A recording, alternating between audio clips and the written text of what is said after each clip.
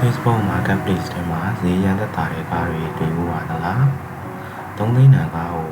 3သိန်းခွဲနဲ့တင်ထားတယ်။များယူမဲ့သူကိုပေးမယ်လို့ပြောထားတယ်။ဒီလိုကားတွေထဲမှာစစ်မှန်မဟုတ်တဲ့ listing တွေအများကြီးရှိပါတယ်။ဒီဗီဒီယိုမှာ Marketplace ကားတူတွေကိုဘယ်လိုခွဲသိနိုင်လဲဆိုတာပြောပြပေးပါမယ်။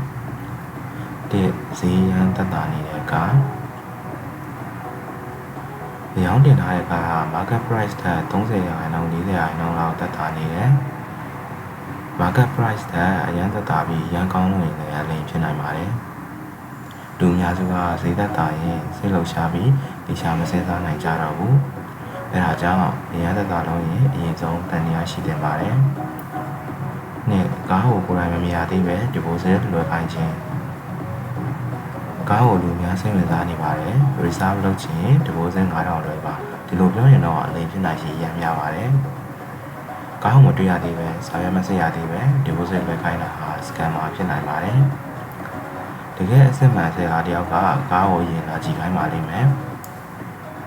3 fake profile button profile ကိုကြည့်ပါ new account ဖြစ်နေရင် profile photo တစ်ပုံပဲရှိနေရင်run နေရင် marketplace listing အများကြီးတင်ထားရင် scammer ဖြစ်နိုင်ပါတယ် scammer တွေကအကောင့်အသစ်ဖန်တီးပြီးကားအများကြီးတင်တက်ကြပါတယ် marketplace ကနေကားဝယ်မယ်ဆိုရင် profile history ကိုစစ်ဖို့လိုအပ်ပါတယ်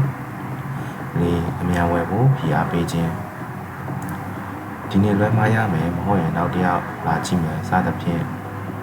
ဒီလို pressure ပေးတာကဝယ်သူကိုစဉ်းစားခွင့်မပေးဘူးပါတကယ်အစစ်မှန်ဆယ်လာကအိုင်ယာကိုစိတ်တိုင်းကျစစ်ဆေးခွင့်ပေးပါတယ်။ငါကားဝယ်အလိမ်မခံရအောင်ကိုဘယ်လိုပါခွဲမလဲ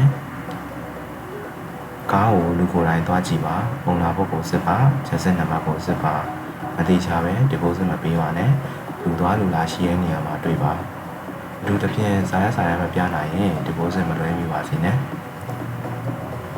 Facebook Marketplace ထဲမှာအစစ်မှန်ရောင်းတဲ့ကားတွေတကယ်ရှိပါတယ်။ဒါပေမဲ့အတူရအောင် listing တွေလည်းအများကြီးရှိလို့သတိထားသင့်ပါတယ်။နောက်ဆုံးဒီပုံချုပ်ပြောရရင်ဈေးသက်သာလို့ရင် deposit အရင်လွယ်ခိုင်းရင်ဖိအားမြန်ပေးလို့ရင် profile တန်တရားရှိရင်သတိထားသင့်ပါတယ်။ထိုင်းမှာကားဝယ်မယ်ဆိုရင်စာရွက်နဲ့ scan button တွေကိုသိထားဖို့လိုပါတယ်။အခုလိုပညာပေးကား knowledge video တွေကိုမျှဝေပေးတော့မှာဖြစ်လို့ follow and subscribe လုပ်ပေးထားပါ။မိတ်ဆွေတို့လည်းဒီဗီဒီယိုကနေတစ်ဆင့်အကျိုးဆုံးတရားရကြမယ်လို့မျှော်လင့်ပါတယ်ခင်ဗျာ။အဆုံးထိလိုက်ပါကြည့်ရှုပေးတဲ့အတွက်အထူးကျေးဇူးတင်ပါတယ်ခင်ဗျာ